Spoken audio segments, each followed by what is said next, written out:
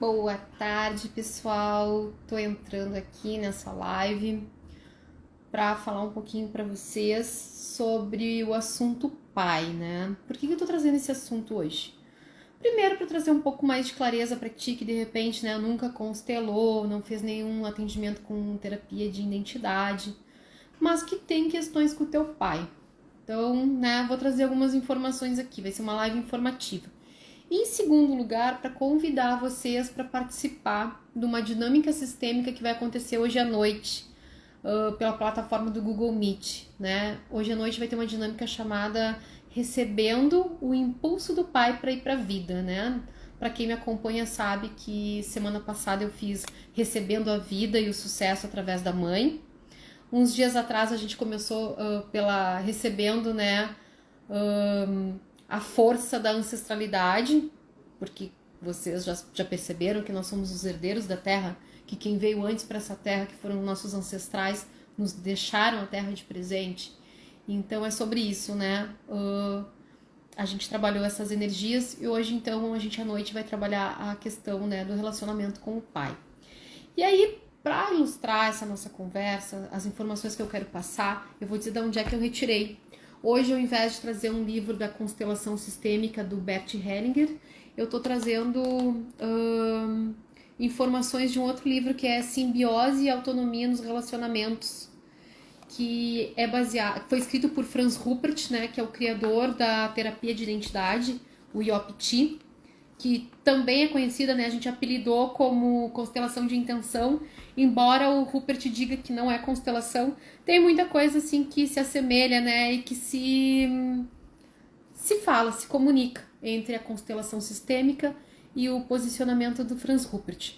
Então eu vou trazer aqui, né, uma partezinha que fala sobre o que se espera do pai. Para os filhos e as filhas, o pai é, depois da mãe, a mais importante referência psíquica. Para um desenvolvimento psíquico saudável, é essencial que a criança seja percebida, acolhida e amada pelo pai. É importante que ele brinque com a criança e lhe mostre o mundo da sua perspectiva. Que em casos de necessidade ele fique ao lado da criança e lhe dê apoio. Que ele aponte limites à mãe quando ela se intrometer demais na vida da criança. Que ele tenha valor social e seja reconhecido na sociedade, de modo que a criança não precise envergonhar-se dele. Por isso, as crianças também se preocupam com o bem-estar de seus pais e temem pela vida deles quando eles exercem profissões perigosas ou vão à guerra, como soldados. E por que o Franz Ruppert traz isso? Porque aqui a gente está falando de toda a memória ancestral, né, que a gente traz. Muitos de nós tiveram ancestrais que vivenciaram guerras, né? As crianças percebem quando o pai está triste, procuram animá-lo e consolá-lo. Desejam que ele esteja presente na família e junto da mãe. Nessas condições podem nascer enredamentos simbióticos na relação entre pai e filho, principalmente quando o pai é traumatizado. Então, primeira coisa, né? O que é uma simbiose? Simbiose é uma relação onde um depende tanto do outro que um não consegue viver sem o outro. Mas que simbiose é bom? Não é bom, né? Numa relação entre mãe e filha, pai e filho, mãe e filho, quando acontece uma simbiose, uma relação que não é saudável. Quando que a gente tem uma relação simbiótica? Quando a gente é um embrião que está lá dentro, né, da barriga da mãe, aí sim nós estamos em simbiose, a gente depende dela realmente para viver. Isso é um dos pontos, né? O que seria uma relação simbiótica? Outra questão aqui que eu quero trazer, o que se espera do pai, ou seja, existe uma expectativa de como seria um pai ideal. Então, pega essa informação, o que tu espera de um pai. Isso é uma expectativa que tu cria, né? Que nós criamos, que o inconsciente coletivo cria a respeito do pai. E em segundo lugar, a gente está falando do que seria o ideal. E lembra que ideal é uma ideia, né? Ou seja, muitas vezes o que é o ideal é uma utopia. Depende muito de como tu julga, de como tu conclui que as coisas tenham que ser. Então, o que é uma ideia? É algo que ainda não que está na teoria, que não foi para o papel. Então, existe um pai idealizado e existe um pai real, né? Aqui a gente está trazendo o que seria o ideal desse pai, né? O que se espera, que expectativa que se cria.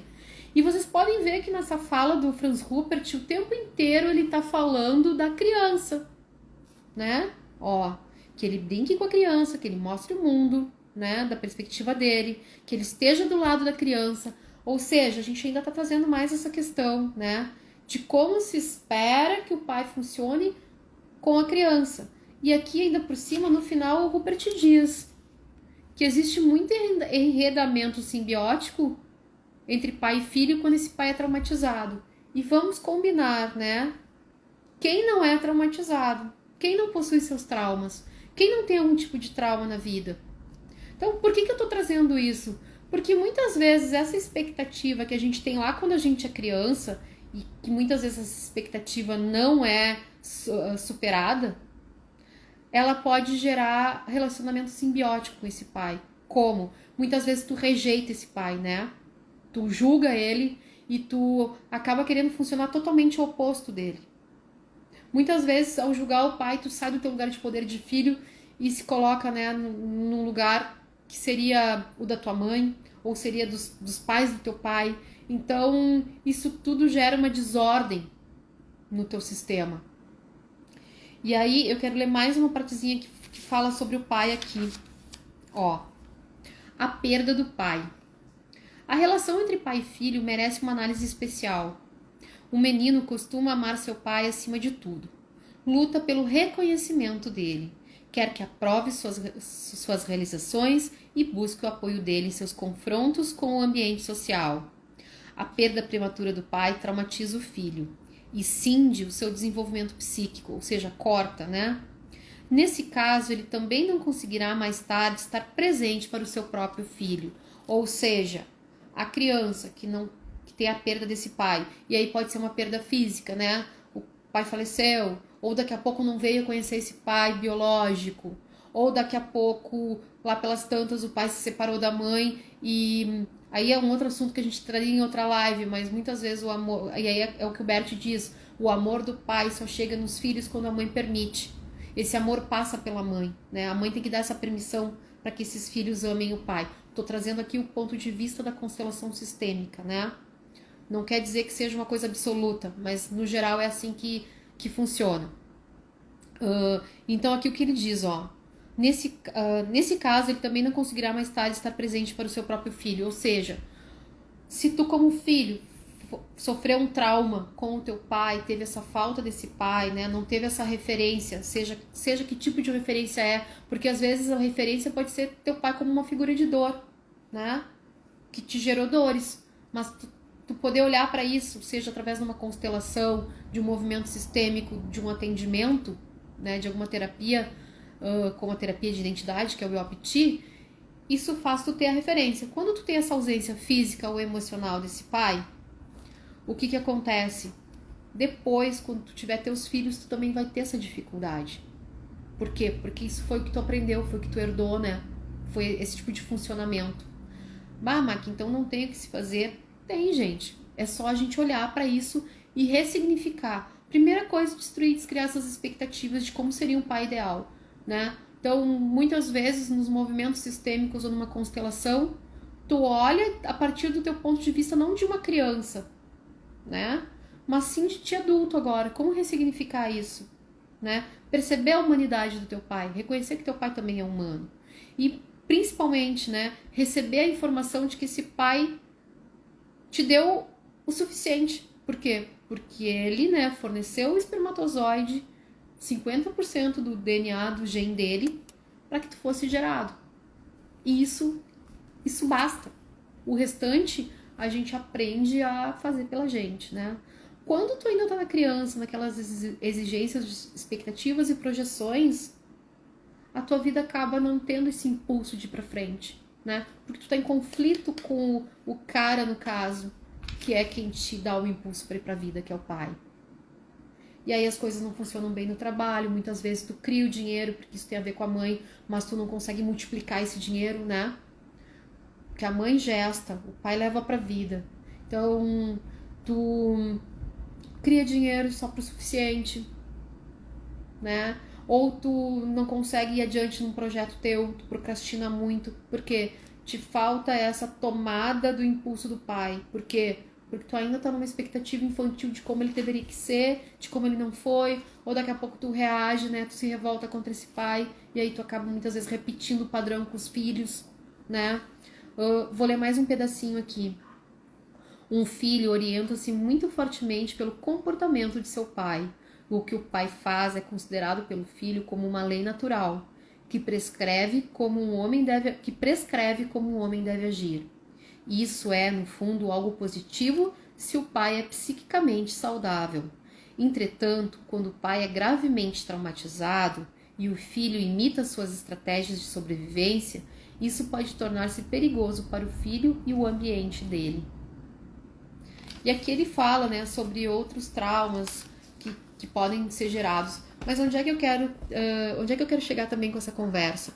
É que assim, ó, os nossos pais não tiveram todas as oportunidades e possibilidades de se tratar, né? De se olhar, de autoconhecimento.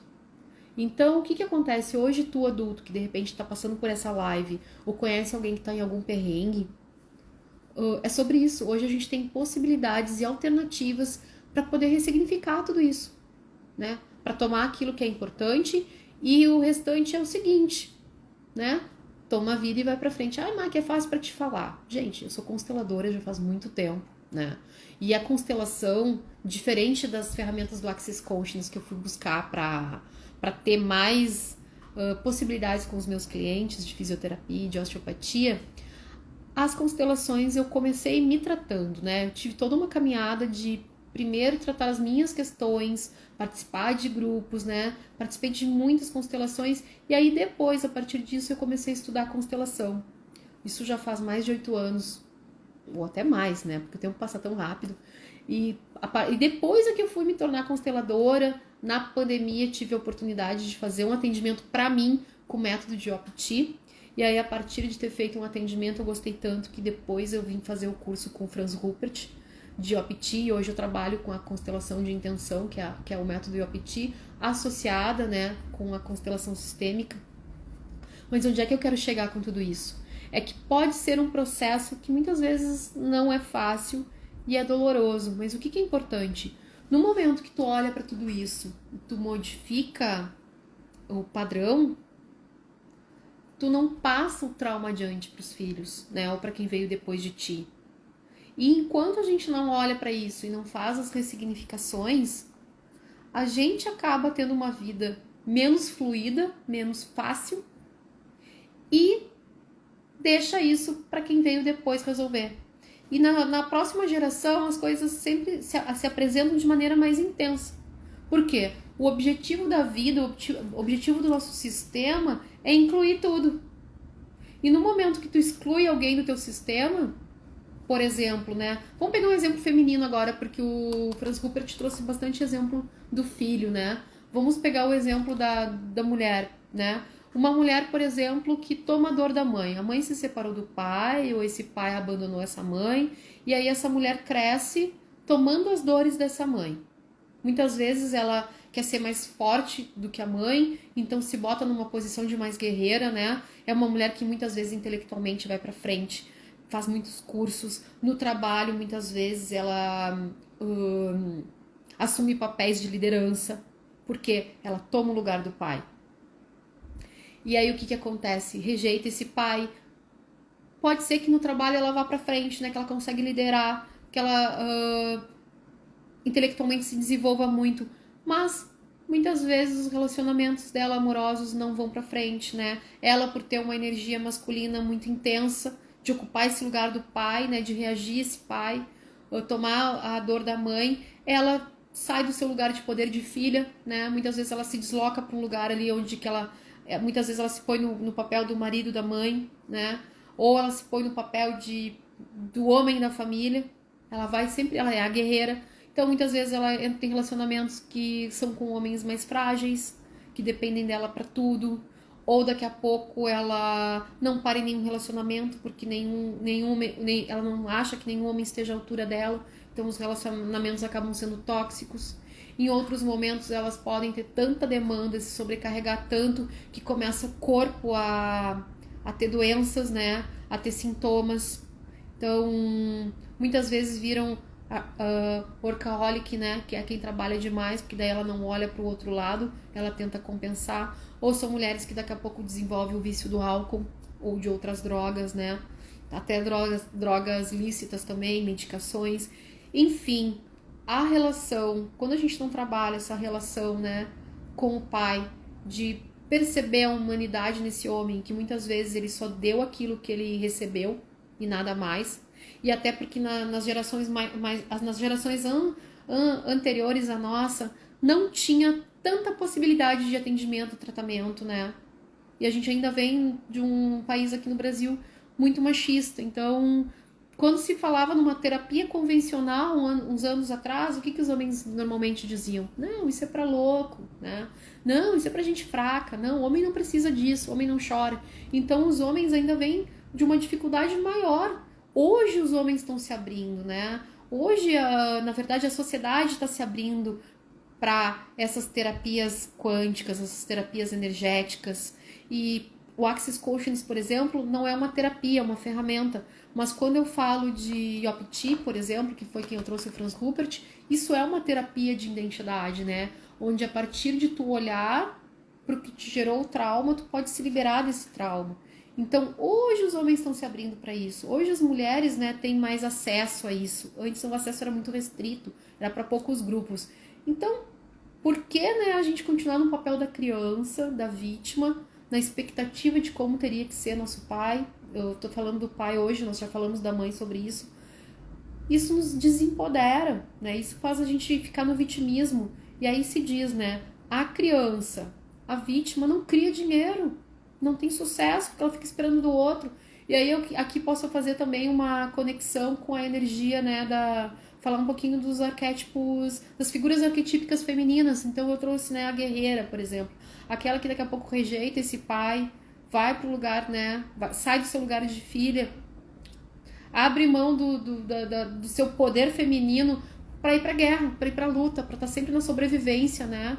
Chega uma hora que o corpo cobra isso, a vida cobra, porque não é ali que está o nosso lugar de poder. Aparecem as doenças, aparece a depressão. Daqui a pouco uma mulher ainda que na sua fase ativa, onde ela ainda sangra, né?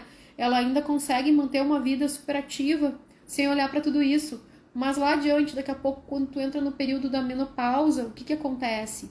Síndrome do ninho vazio, né? Muitas vezes ela não deu certo com nenhum relacionamento que ela teve, e ela não consegue vislumbrar uma possibilidade de um relacionamento novo. Ou daqui a pouco ela tá num casamento só por obrigação, por comodismo, né? Ela não consegue, tipo, se reorganizar com esse marido e aproveitar coisas da vida daquela fase, daquela idade. Porque ela já vem de uma demanda que ela estava fora do lugar de poder dela, né? De não reconhecer seu ciclo feminino. E isso tudo está muito vinculado a essa forma, né, de ver esse pai ou dessa falta do pai. Então é sobre isso. Fica aqui, né, então, essas informações a respeito. Se tu perceber que faz sentido isso pra ti, né, vem pra dinâmica hoje de noite. A dinâmica tá com preço super acessível, né? Vai acontecer hoje às 20 horas pelo Google Meet. Me chama, dá tempo de se inscrever. Se de repente, né, tu também percebeu o chamado para fazer uma constelação, me chama aí, a gente pode fazer uma constelação intencionando essas questões, né? Se daqui a pouco tu tá ouvindo isso e tá achando isso tudo assim, ó, tá até te dando uma irritação, olha para isso, porque é bem provável que tenha algo para ti aí, apertou algum botãozinho, né, sobre isso. E aí, tá buscando sucesso, tá querendo parar de procrastinar, tá querendo fazer uma movimentação de se mostrar para o mundo, a força do pai é imprescindível para isso, né? Receber, tomar esse impulso do pai para ir para a vida. Tem como ressignificar isso, tem como ser feito, né? Se tu quiser contribuição nesse teu processo, me chama. Um beijo, né? E até a próxima live aí, ou próximo atendimento, né? As constelações, elas podem ser feitas online ou presencial. Hoje isso é uma dinâmica sistêmica, essa dinâmica vai ser feita online, então para qualquer lugar do mundo, né? Se daqui a pouco tu não pode estar presencialmente hoje nessa dinâmica às 20 horas, tu pode comprar a gravação dela, né? Eu passo o áudio dessa dinâmica. E é sobre isso, né? Mas que fique aqui a dica, como seria tu ter um olhar adulto sobre o teu pai e reconhecer a humanidade nele, né? Enquanto a gente ficar nas expectativas e projeções com qualquer pessoa, a gente acaba vivendo num mundo ideal. E o ideal do real é bem diferente, né? Então é sobre isso. Um beijo e até a próxima.